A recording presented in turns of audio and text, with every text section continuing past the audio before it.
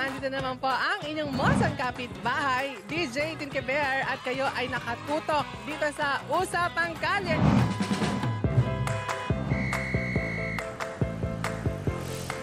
Ngayong araw, andito tayo sa NEPA Q-Mart na kung saan makikipagkwentuhan at makikipagtsikahan na naman tayo sa ating mga kumare. Siyempre, pag-uusapan natin kung naniniwala ba kayo na makakabawi pa ang piso kontra dolyar. Kaya naman, halina kayo at makipagtsikahan na tayo ngayon. Let's go!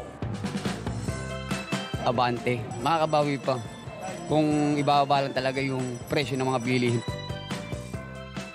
Parang hindi na po kasi pataas ng pataas yung bilihin natin po ngayon. Abante. Kasi sa ngayon parang mas nagmamahal po kasi yung mga presyo, lalo na yung mga bilihin, nagtataas-taasan lahat po.